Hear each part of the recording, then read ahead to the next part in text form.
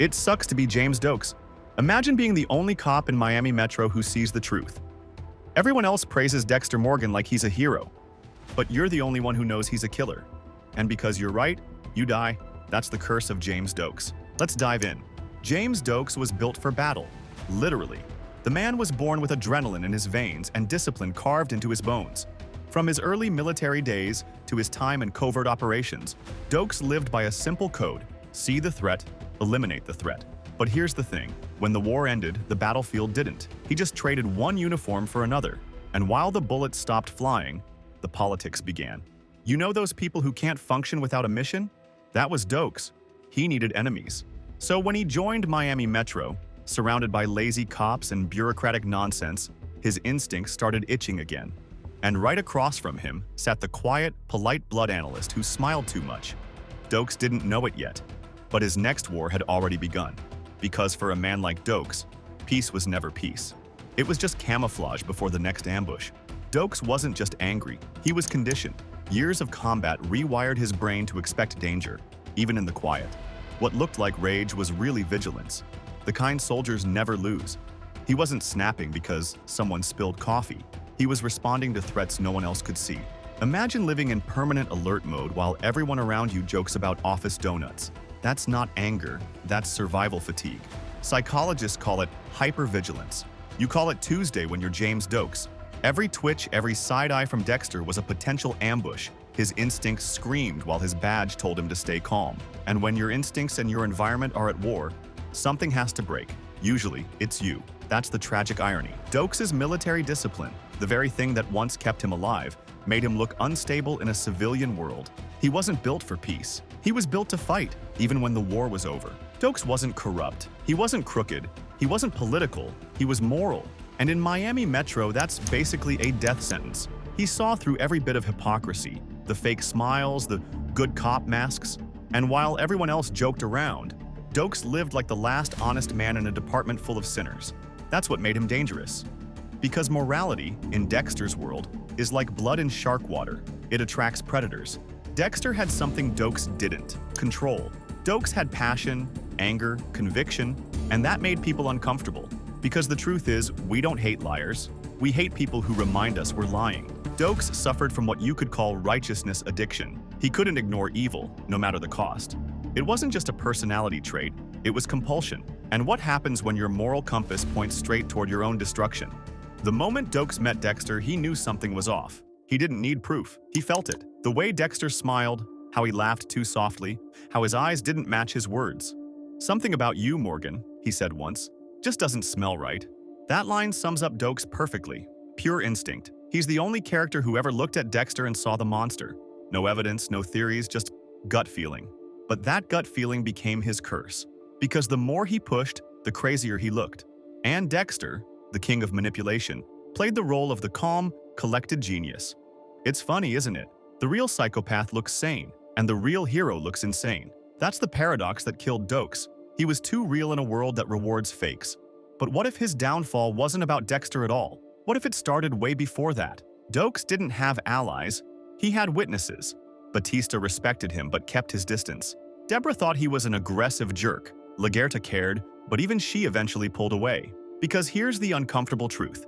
When you're right too early, people don't thank you. They isolate you. Dokes wasn't wrong. He was out of sync. He saw the truth before anyone else could handle it. That's what made him so tragic. Not his death, but his loneliness. He wasn't just hunting Dexter. He was fighting an entire system that wanted him to shut up and smile.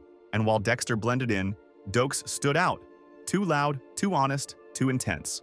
Miami Metro didn't want a soldier. They wanted a mascot. And when you refuse to play nice in a corrupt system, the system plays dirty back. If Dexter was the monster, the system was his camouflage. Dokes wasn't just fighting a serial killer. He was fighting a workplace that rewarded complacency. Everyone in Miami Metro had learned the same rule: stay likable, stay employed. But Dokes, he didn't play politics. He didn't fake smiles or kiss Lagerta's ring.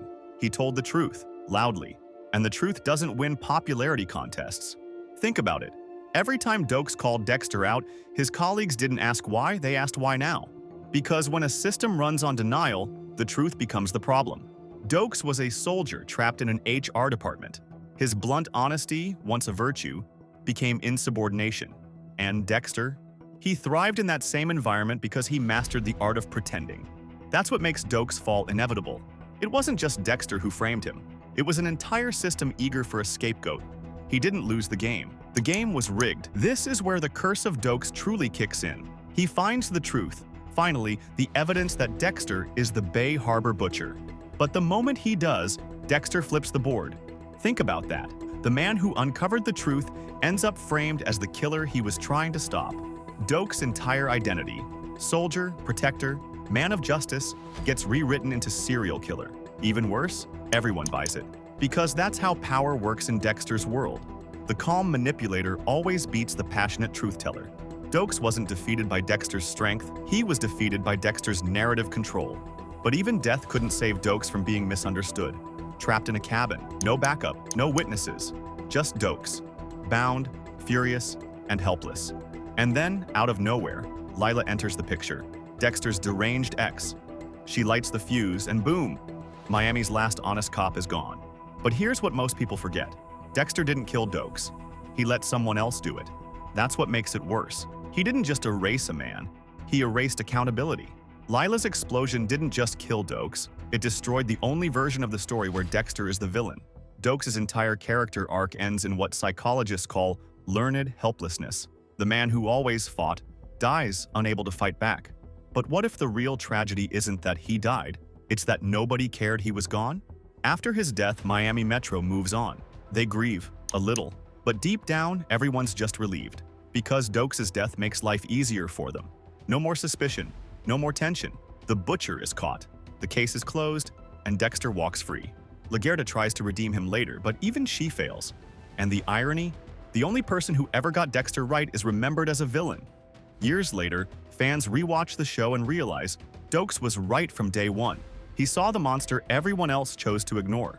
But imagine if Doakes had survived. How different would Dexter's story be? Even in death, Doakes haunted the story. He was gone, but never erased. Every time Dexter slipped up, every close call, every whisper of guilt, it was Doakes' voice echoing in his head. I see you, Morgan. That's the thing about men like Doakes. They don't disappear. They linger like conscience itself. LaGuerta's obsession in later seasons? That was Doakes' ghost. Deborah's moral collapse. Same ghost, different victim. Doakes became the show's moral residue, the uncomfortable reminder that Dexter wasn't untouchable. Even when he wasn't there, he was. Because once someone truly sees you, you can never go unseen again. So while fans remember Dexter for his kills, they remember Doakes for his clarity. He wasn't the hero the show wanted, but he became the mirror it couldn't look away from. And maybe that's why his story still stings. Because deep down, everyone fears becoming him, the one who tells the truth and pays for it. If Doakes had made it out alive, would Miami Metro have believed him? Probably not. Dexter's charm would have spun every truth into fiction. Maybe Doakes would have gone rogue, hunting Dexter alone, outside the law. Imagine that. A soldier turned outlaw chasing a serial killer who hides behind science and lab coats. That version of Doakes might have been the only real threat Dexter ever faced. But in Dexter's world, truth doesn't survive. Only the story does. Because in the end, James Doakes didn't lose to Dexter. He lost to the script of his own life. Let's wrap it up. Doakes' curse wasn't that he was born angry. It's that he was born aware. He couldn't lie to himself the way everyone else could. And that's what got him killed. Think about it. Dexter lives because he hides behind masks. Doakes dies because he refuses to wear one. It's poetic, really. The man who saw the truth gets burned alive by it. And in that fire, every ounce of justice turns to ash. But maybe, in some twisted way, Doakes wins. Because long after Dexter's gone, we're still talking about him. We're still quoting his lines. We're still haunted by that one scene. Surprise, motherfeeder! That turned into the most iconic meme of the series. So yeah, it absolutely sucks to be born as James Doakes, but at least he left something behind that Dexter never could, a conscience. He died the villain in a story written by liars, but in the end, he was the only one who ever told the truth. If you think Doakes was the most tragic character in Dexter, wait until you see our next video. Thank you for watching, and I'll see you in the next one.